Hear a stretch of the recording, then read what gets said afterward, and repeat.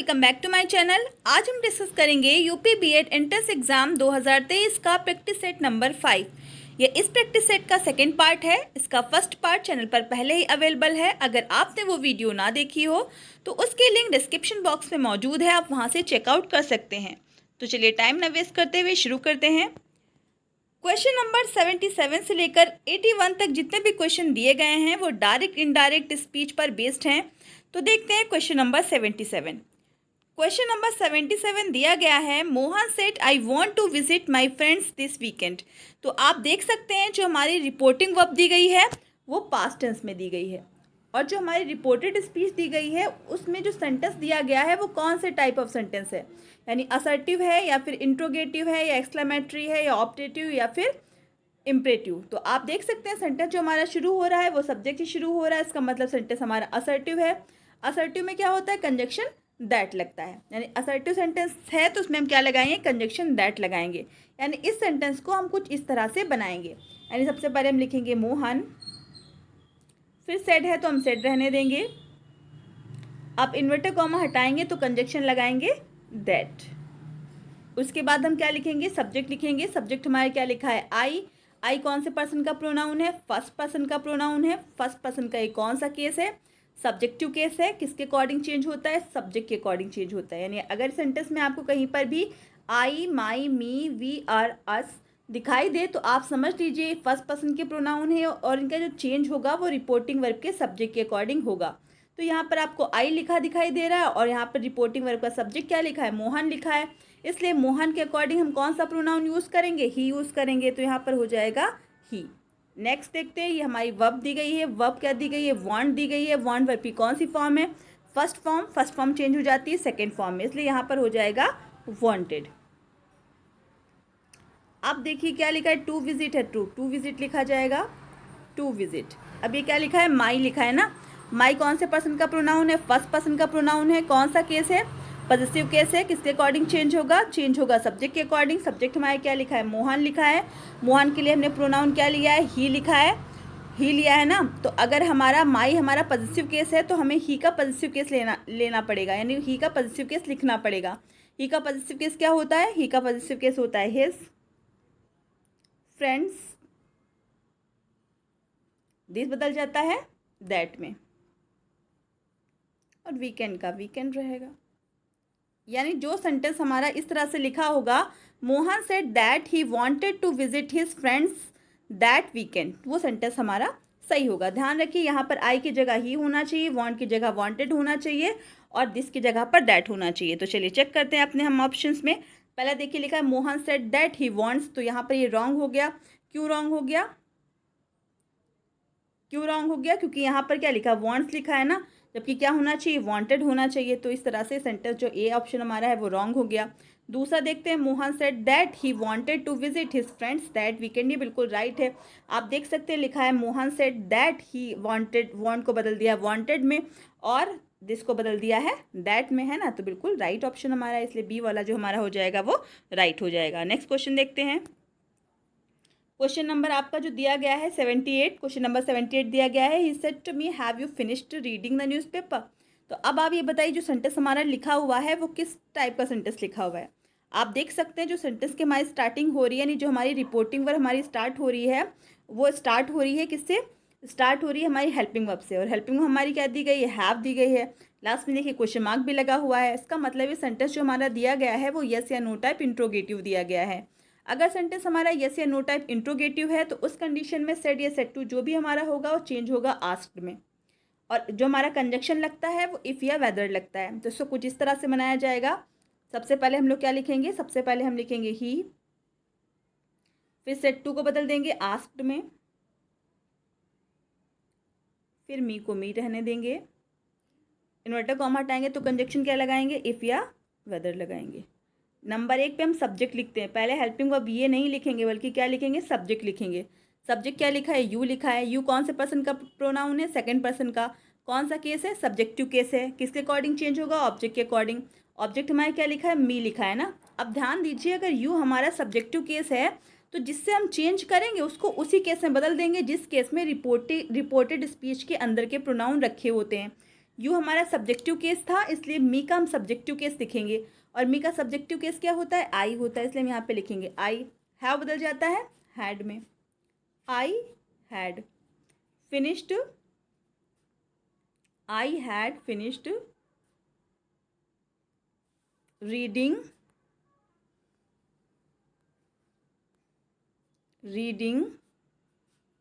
The newspaper,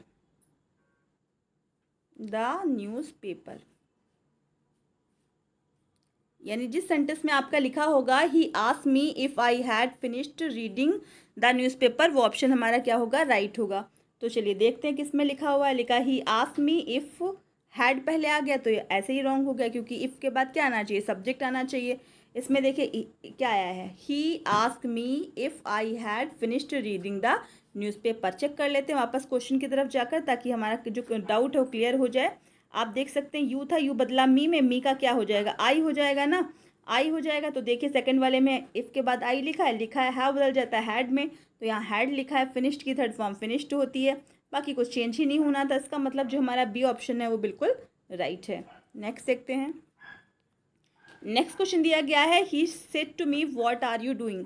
अब ये sentence जो हमारा दिया गया है कौन सा टाइप ऑफ सेंटेंस है, WH टाइप इंट्रोगेटिव है।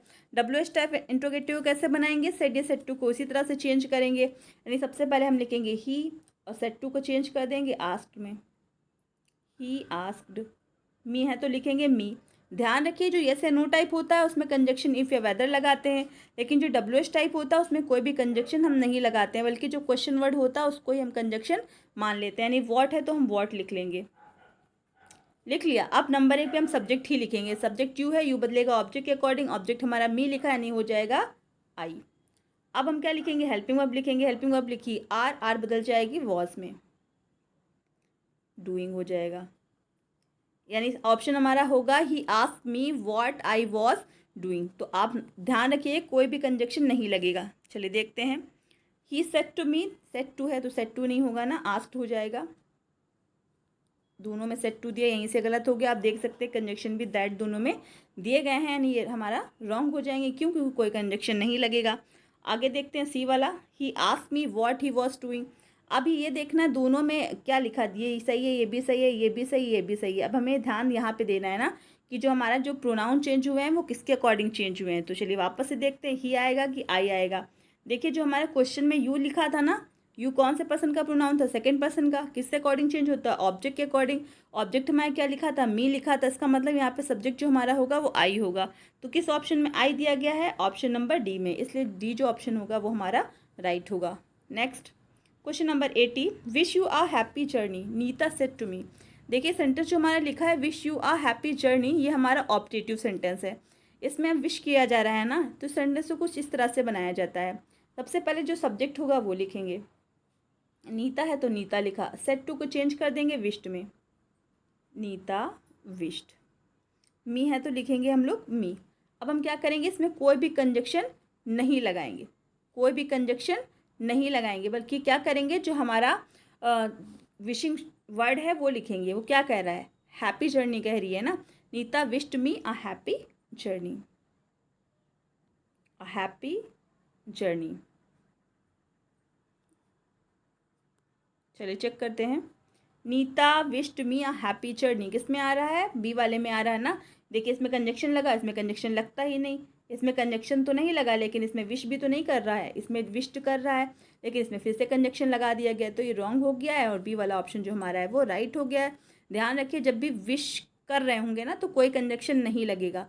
नॉर्मल ऐसे good morning, good evening, good day, इस तरह के जो हम वर्ड यूज़ करते हैं उसमें जब हम डायरेक्ट से इनडायरेक्ट बनाते हैं तो कंजक्शन दैट नहीं लगाते हैं।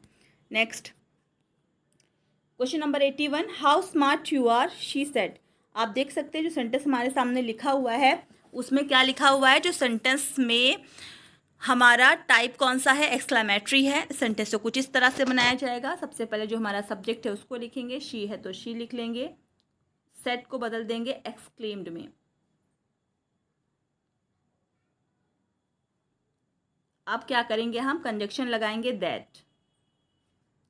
अब ध्यान देने वाली बात ये है कि जो हमारा इस तरह के एक्सक्लेमेटरी सेंटेंसेस होते हैं वो सीधे नहीं बनेंगे, बल्कि बनेंगे सब्जेक्ट से। सब्जेक्ट हमारा क्या लिखा है, यू लिखा है, यू बदलेगा ऑब्जेक्ट के अकॉर्डिंग। ऑब्जेक्ट हमारा क्या लिखा है, कुछ भी नहीं लिखा है ना। अगर ऑब्जेक्ट हमारा कुछ भी नहीं लिखा है तो हम ही या शी मान लेंगे, तो हम मान लेंगे ही मान लिया। उसके बाद हमें क्या लिखना है, आर लिखना है। आर बदल जाएगा वॉज या वर में, ही के साथ क्या लगता है, वॉज लगता है ना, तो इसलिए हम लोग लिखेंगे यहाँ पर वॉज, ही वॉज। अब हमारा क्या हो गया, ये हो गया और ये हो गया, बचा क्या, हाउ और स्मार्ट बचा है ना। तो हम हाउ को हटाकर लिखते हैं वेरी, और स्मार्ट जो लिखा उसको स्मार्ट लिख लेंगे, स्मार्ट। तो आप देख सकते हैं किस ऑप्शन में आया है, she exclaimed that he was very smart. तो आप देखिए ऑप्शन नंबर बी में आया है, तो इसलिए जो ऑप्शन नंबर बी है वो बिल्कुल राइट होगा। नेक्स्ट देखते हैं क्वेश्चन नंबर 82 से लेकर 83 तक जितने भी क्वेश्चन है उसमें करेक्ट ऑप्शन आपको चूज करने हैं। पहला लिखा है the sentence in 2004 a disease destroyed the crops in one village is आ, यानी ये जो पूछा जा रहा है सेंटेंस आपके सामने जो लिखा हुआ है वो कौन से टेंस में लिखा हुआ है। तो आप देख सकते हैं इसमें वर्ब की कौन सी फॉर्म यूज़ हुई है, सेकेंड फॉर्म यूज़ हुई है। सेकेंड फॉर्म किस टेंस में यूज़ होती है, पास्ट इंडेफिनिट में, इसलिए ये जो हमारा ऑप्शन बी है वो राइट है। Next, which word can be formed from the letters of the word severance. इस जो वर्ड हमारा दिया गया है इस वर्ड से, यानी इसमें जो लेटर्स यूज़ हुए हैं उनसे कौन से दूसरे वर्ड बन सकते हैं जो ऑप्शन में दिए गए हैं, उन्हें चूज़ करना है आपको। तो पहला देखिए रेयर लिखा है, चेक करते हैं रेयर में आर आया है, ए आया है, नहीं आया, ए आया ही नहीं है। तो अब यहीं से हम चेक कर लेंगे हमारे ऑप्शन में जिन भी वर्ड्स में ए आया है वो हमारे इस वर्ड से नहीं बन सकते हैं। रेयर में आया ये भी नहीं बनेगा, वेयर में आया ये भी नहीं बनेगा, स्पेयर में आया ये भी नहीं बनेगा, यानी नेवर एकमात्र ऐसा वर्ड बच रहा है जिसमें ए नहीं आया है, इसलिए सी ऑप्शन जो हमारा होगा वो राइट होगा। नेक्स्ट देखते हैं क्वेश्चन नंबर 84 से लेकर 87 तक पार्ट्स ऑफ स्पीच पर बेस्ड हैं। देखिए पहला जो पूछा जा रहा है 84, she always goes to school, always is पूछा जा रहा है वह हमेशा स्कूल जाती है। तो यहाँ पर जो ऑलवेज वर्ड है वो कौन सा पार्ट्स ऑफ स्पीच है, नाउन है, प्रोनाउन है, एडजेक्टिव है या एडवर्ब है। देखिए जो ऑलवेज है वो एज अ एडवर्ब यूज़ हुआ है, ऑलवेज एडवर्ब होता है, क्यों, क्योंकि वर्ब की विशेषता बता रहा है। वो कब स्कूल जाती है, हमेशा ना, यानी जाने की विशेषता बता रहा है, इसलिए ऑलवेज जो हमारा है वो क्या है, एडवर्ब है। नेक्स्ट, शी स्लेप्ट साउंडली, तो यहाँ पूछा जा रहा है जो वर्ड स्लेप्ट है, यानी जो हमारी वर्ब स्लेप्ट यूज़ हुई है ये किस तरह की वर्ब है, ट्रांसिटिव वर्ब है, इंट्रांसिटिव वर्ब है, हेल्पिंग वर्ब है या मॉडल वर्ब है। देखिए ट्रांसिटिव वर्ब वो होती है जिनके साथ अपना ऑब्जेक्ट आता है, तो आप देख सकते हैं इसमें कोई भी ऑब्जेक्ट नहीं आया है, स्लेप्ट के बाद कोई भी ऑब्जेक्ट नहीं आया, यानी स्लीप अपने साथ कोई भी ऑब्जेक्ट नहीं लिए है, इसलिए ट्रांसिटिव वर्ब तो हो नहीं सकती। इंट्रांसिटिव वर्ब, हाँ आप देख सकते हैं कि स्लीप के साथ कोई भी ऑब्जेक्ट नहीं आया है, इसलिए ये जो हमारी वर्ब होगी वो क्या होगी, इंट्रांसिटिव वर्ब होगी। देखिए ट्रांसिटिव वर्ब वो होगी जो ऑब्जेक्ट होता है जिसके साथ, में ट्रांसिटिव वो वर्ब वो होती है जिसके साथ ऑब्जेक्ट नहीं होता है। ऑब्जेक्ट पहचानने के लिए हम क्या या किसको लगा के जो सवाल करेंगे वो हमारा ऑब्जेक्ट होता है। जैसे कि मोहन पुस्तक पढ़ता है, मोहन क्या पढ़ता है, पुस्तक ना, तो यहाँ पर जो पढ़ना है वो कैसी वर्ब हो गई, एक हमारी ट्रांसिटिव वर्ब है। अगर हम ऐसा बोले Mohan goes to school, Mohan school जाता है, तो मोहन क्या जाता है तो नहीं बोल सकते ना, बल्कि हम बोलेंगे मोहन कहाँ जाता है। तो कहाँ से जो जवाब मिल रहा है ना वो हमारा क्या होगा, वो हमारा ऑब्जेक्ट नहीं होगा, इसलिए वहाँ जो हमारा जाना है वो कैसी वर्ब हो जाती है, वो इंट्रांसिटिव वर्ब हो जाती है। ठीक इसी तरह से इस वर्ब में जो लिखा हुआ है शी स्लेप्ट साउंडली, वो गहरी नींद सोती है या वो गहरी नींद सो गई, तो इसमें जो सोना है उसके बाद कोई भी ऑब्जेक्ट नहीं आ रहा है, क्योंकि क्या या किसको से जवाब हमें नहीं मिल रहा है, इसलिए जो वर्ब हमारी होगी वो कौन सी होगी, इंट्रांसिटिव वर्ब होगी। नेक्स्ट देखते हैं question number 86, fees will not be received after 3 PM, the underline expression is, पूछा जा रहा है विल नॉट बी रिसीव्ड हमारा किस तरह का एक्सप्रेशन है, पैसिव सेंटेंस है, मॉडल पैसिव सेंटेंस है, फ्रेजल वर्ब है, ये कोई इनमें से नहीं है। देखिए will not be received third form received used हुई है, बी भी यूज हुआ है, पैसिव वॉइस की पहचान है ना, तो ये सेंटेंस तो पैसिव वॉइस में है, तो पैसिव सेंटेंस है, मॉडल पैसिव सेंटेंस है। देखिए मॉडल पैसिव सेंटेंस है, will, shall, would, should, can, could, may, might, must, ought, to, ये सब हमारी मॉडल वर्ब्स होती हैं। तो ये हमारे अगर इनके साथ पैसिव बना है तो आपके अगर ऑप्शन में पूछा जा रहा है कि मॉडल पैसिव है कि नहीं है, तो आपको यही टिक लगाना है कि सेंटेंस हमारा मॉडल पैसिव वॉइस है। नेक्स्ट देखते हैं question number 87, in the sentence I doubt whether she will meet him, whether is पूछा जा रहा है, इसमें जो वेदर यूज हुआ है वो क्या है, प्रोनाउन है, प्रीपोजिशन है, कंजक्शन है या फिर एडवर्ब है। तो आप देख सकते हैं in the sentence I doubt whether she will meet him, जो यहाँ पर जो वेदर है वो एज अ कंजक्शन यूज हुआ है। क्यों? क्योंकि ये दो सेंटेंस को जोड़ रहा है। आई डाउट, मुझे शक है कि, है ना, तो आई डाउट और शी विल मीट हिम, ये दोनों सेंटेंस को जोड़ने का काम जो कर रहा है वेदर कर रहा है। तो इसलिए किस तरह का ये हमारे पार्ट्स ऑफ स्पीच हो जाएगी, ये हमारी कंजक्शन है, इसलिए सी वाला ऑप्शन हमारा राइट होगा। नेक्स्ट देखते हैं क्वेश्चन नंबर 88 से लेकर 89 तक जितने भी हैं आपको जो क्वेश्चन दिए गए होंगे उसमें करेक्ट स्पेलिंग आपको छाटनी है। फार्मास्यूटिकल लिखा हुआ है, देखिए पहली स्पेलिंग ही हमारी राइट है, PHARMACEUTICAL, इसको याद कर लीजिएगा, स्पेलिंग इंपॉर्टेंट है। नेक्स्ट पूछा जा रहा है कि पैसेंजर की राइट स्पेलिंग क्या होती है, PASSENGER, यानी बी वाला ऑप्शन हमारा राइट है। नेक्स्ट 90 से लेकर 91 तक जितने भी क्वेश्चन दिए गए हैं आपको इसमें रॉन्गली स्पेल्ड वर्ड ढूंढना है। सिचुएशन राइट लिखा है, म्यूनिसिपल गलत लिखा है क्योंकि म्यूनिसिपल होता है, MUNICIPAL होना चाहिए था, यही हमारा जो लिखा है वो रॉन्ग लिखा है। Next question number 91, believe, receive, conceive, bereave गलत लिखा है। बिरीव की स्पेलिंग होती है BEREAVE, बिरीव मतलब होता है वंचित होना, तो ये लिए हमारा ऑप्शन जो ये होगा वो राइट हो जाएगा। नेक्स्ट देखते हैं क्वेश्चन नंबर 92 से लेकर 94 तक जो भी आपके क्वेश्चन दिए होंगे वो क्या होंगे, इडियम्स एंड फ्रेजेस पर बेस्ड होंगे। 92 लिखा है गिफ्ट ऑफ द गैप, इसका मतलब होता है बोलने में जो माहिर होते हैं, एक्सपर्ट होते हैं, उसके लिए gift of the gap use होता है। तो ऑप्शन में आपके देखिए लिखा हुआ है टैलेंट फॉर स्पीकिंग, तो ये ऑप्शन हमारा जो होगा वो राइट हो जाएगा। Next a square mile, a square mile का मतलब होता है पूरा भोजन, तो इसका ऑप्शन जो हमारा ए है वो राइट है, a full meal. Next pick holes, pick holes मतलब होता है दोष निकालना, किसी की कमियां बताना, तो ऑप्शन दिए गए हैं डिग होल्स, पिकअप अ क्वेरल या क्रिटिसाइज। तो क्रिटिसाइज मीन्स होता है आलोचना करना, यानी किसी की गलतियां ढूंढना, तो पिक होल्स का यही हमारा राइट ऑप्शन हो जाएगा। नेक्स्ट क्वेश्चन नंबर 95 से लेकर 98 तक जितने भी क्वेश्चन दिए गए वो वर्ब पर बेस्ड हैं, करेक्ट वर्ब भरनी है। पहला दिया गया the prime minister the new heliport tomorrow, तो इसमें आपको कौन सी वर्ब लगेगी, विल ओपन लगेगा या केवल ओपन लगेगा या हैड ओपन या ओपन। तो आप देख सकते हैं जो हमारा टाइम इंडिकेटिंग वर्ड यूज़ हुआ है वो टुमारो यूज़ हुआ है। टुमारो कब यूज़ होता है, फ्यूचर इंडिकेशन के लिए ना, तो ए वाला ऑप्शन जो हमारा होगा वो राइट होगा। नेक्स्ट क्वेश्चन नंबर 96 दिया है fish and rice his favourite food, option दिए गए हैं हैव, आर, वर या इज। देखिए जब खाने को केवल हम एक ही डिश की तरह यूज़ करेंगे ना तो वो उसको सिंगुलर माना जाएगा। यहाँ चावल और मछली जो है वो एक साथ खाया जाने वाला चीज़ माना गया है, इसलिए यहाँ पर क्या जो हमारी जो फूड है वो सिंगुलर माना जाएगा, इसलिए इसके साथ जो ऑप्शन होगा वो जो हमारा डी ऑप्शन होगा वो राइट होगा, is. Next they not dinner last night, option दिए गए हैं do, has, did, has, do, have, did have. तो अब आप इसमें भी देखिए टाइम इंडिकेटिंग वर्ड यूज़ हुआ है लास्ट, लास्ट कब यूज़ होता है, पास्ट इंडेफिनिट टेंस में यूज़ होता है, और पास्ट इंडेफिनिट टेंस में क्या लगता है, डिड लगता है, यानी ये या तो सही है या तो ये सही है, तो हमारा ये तो सही हो ही नहीं सकता, क्यों, क्योंकि डिड तो लगेगा पहले वाले ऑप्शन में, और यहाँ पर खाना खाने के लिए जो वर्ड यूज़ हुआ है वो हैव यूज़ हुआ है, इसलिए they did not have dinner last night. Next hardly we started when it began to rain, ध्यान रखिए जब भी हार्डली सेंटेंस में आएगा तो अपने साथ वो हैड लेगा, इसलिए सी वाला जो हमारा ऑप्शन है वो राइट हो जाएगा। नेक्स्ट देखते हैं क्वेश्चन नंबर 99 से 100 तक जो भी क्वेश्चन दिए गए हैं उसमें पार्ट्स ऑफ सेंटेंसेस को करेक्ट ऑर्डर में लगाना है। क्वेश्चन नंबर 99 है I met a poor women all in tears, मैं एक गरीब महिला से मिला जिसकी आंखों में आंसू थे। ये एक लाइन दी गई है, उसके आधार पर आपको नीचे के ऑप्शन को करेक्ट ऑर्डर में लगाना है।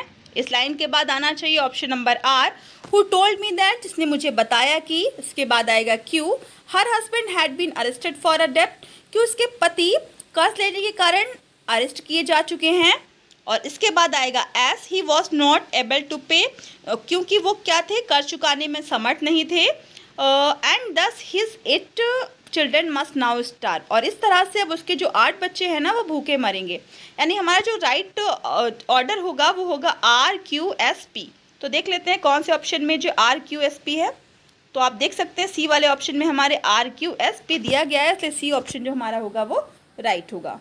इसके आगे देखते हैं question number 100, only time will tell you credit the nation with whether the great future will turn out to be true.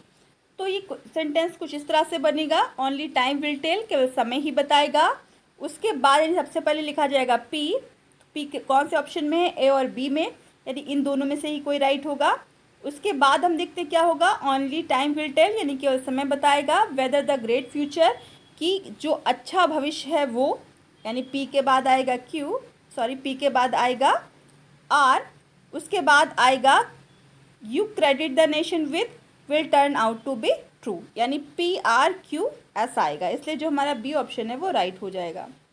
तो ये थी हमारी अच्छी क्लास। आई होप आपको अच्छी लगी होगी। अगर आपको अच्छी क्लास अच्छी लगी हो तो वीडियो को लाइक कर दीजिए, चैनल को सब्सक्राइब कर लीजिए और साथ ही साथ कमेंट और शेयर करना भी ना भूलिए। Thank you so much.